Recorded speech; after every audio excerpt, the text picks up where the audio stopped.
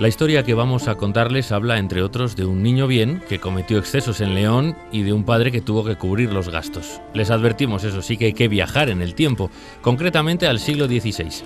El joven se llamaba Felipe y el sufrido padre era conocido como Carlos I.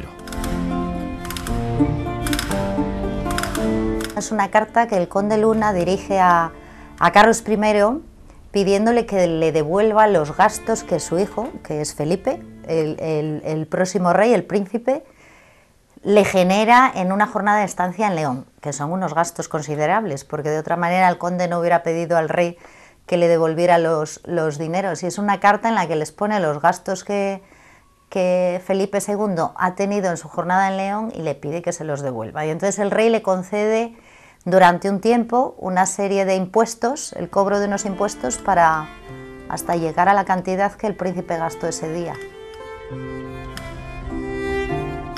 Los desmanes del futuro Felipe II son en realidad una anécdota para ilustrar la idea principal.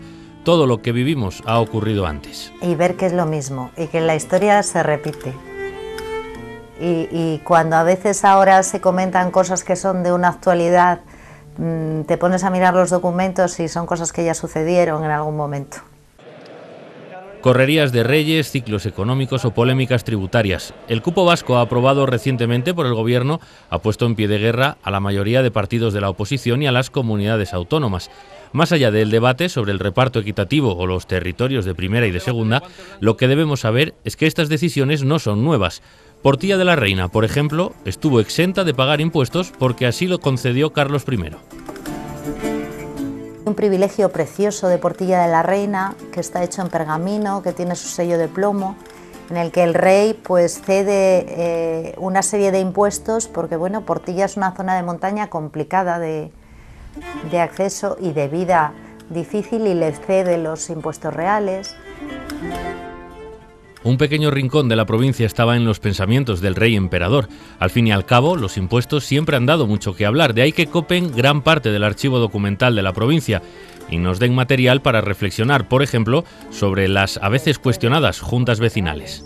Está también cómo hacen la distribución de impuestos como la alcabala, impuestos reales que bueno, el rey cede de alguna manera a algunos ayuntamientos o municipios, o en otros casos les pide que les hagan las cuentas. Date cuenta que en un repartimiento de alcabalas te viene la población, lo que ganan, porque los impuestos siempre se han pagado en función de la riqueza que existe en esa zona. Entonces, si la alcabala que grababa pues el comercio y la mercadería, en función de lo que se ganara en esa zona, así se contribuía al rey y se reparte por cabezas, por eso se llaman encabezamientos de alcabalas. La exposición que acoge el Archivo Histórico Provincial sobre la influencia de Carlos I en León, sin embargo, no recoge solo documentos.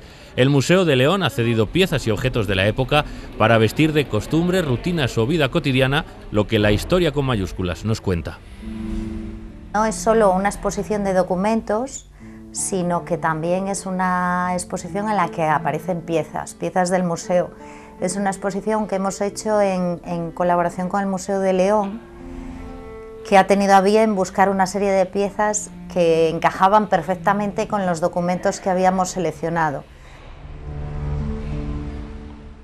De tal manera que esos documentos, esos escritos que guardan en el archivo estuvieran acompañados de objetos que fueran también objetos parlantes, objetos legibles que nos hablasen de esa época, pero desde el punto de vista de la cultura material no escrita, ¿no?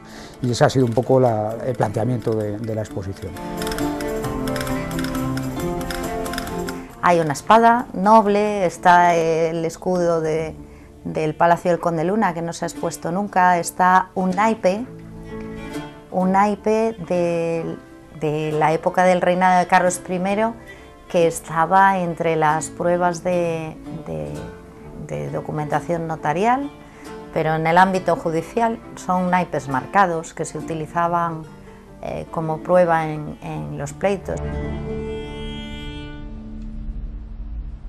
Si los primeros nos hablan, digamos, con una voz muy oficial, digamos, con la voz de los poderosos, con la voz de la política, de la administración o de digamos, de las pautas más conocidas o más cronísticas, los segundos nos hablan de unas gentes que no tienen esa voz escrita, nos hablan de las personas, nos hablan de sus costumbres, de lo que hacían, de lo que tenían entre las manos, que siempre nos habla mucho de nosotros mismos, ¿no? Y en ese sentido se compensan unos con otros y nos dan una imagen de una ciudad que bien es cierto que está, digamos, situada un poco en los márgenes de la historia en este periodo, pero que es un momento expansivo en general, en lo económico y en lo político, que tiene refrendo a efectos de los documentos y de los objetos que encontramos en las excavaciones. Mirando a esos objetos y volviendo a la idea de que la historia es cíclica, nos damos cuenta de que la globalización no es producto de las nuevas tecnologías ni de nuestros tiempos, sino que comenzó hace siglos con el comercio y las conquistas políticas y territoriales. Hay una vitrina especialmente dedicada a las producciones cerámicas y a las producciones comerciales que llegaban a la ciudad de León. Bien, pues en esa vitrina nos encontramos con objetos de uso en familias acomodadas, pero también en clases populares, procedentes de China, procedentes de Alemania, procedentes de Italia, confeccionadas en las cercanías o las inmediaciones de la ciudad, lo que nos habla de un momento como es el reinado de Carlos V, en el que se produce, podríamos decirlo así, una globalización también de la economía y del trasiego de mercancías, una más de las que ha habido a lo largo de la historia, que son muchas, pero una quizá definitiva, en el sentido en el que conocemos, bueno, pues el imperio de los Habsburgo y sus relaciones con el resto del globo. La exposición cuenta con 3 partes: la relación entre monarquía y nobleza local, la gestión territorial y una tercera menos conocida, la música sacra, que se creaba en la época, que aunaba varias artes y que dejó documentos muy curiosos en León. Hay algún Kyrial, bueno, son documentos, hemos buscado los que son un poco más llamativos por las iniciales, por cómo está distribuido la música en el documento. Son detalles, características de una ciudad y una época. En aquel siglo XVI quedaba lejano ya el viejo León de reyes propios y reconquistas, pero aún así tenía su peso y dejó su legado. El siglo XVI es un siglo muy importante, no solamente en la corona de Castilla, en el viejo reino de León y en toda la península en general, sino que además ha dejado algunos de los testimonios más interesantes de efectos patrimoniales que conservamos en la provincia. Sin ir más lejos, en la ciudad, solo citar San Marcos ya valdría para hacer de este siglo XVI un momento muy especial, ¿no? Carlos I llegó a España por Asturias, desembarcó en Tazones y en su camino a la capital del reino atravesó León.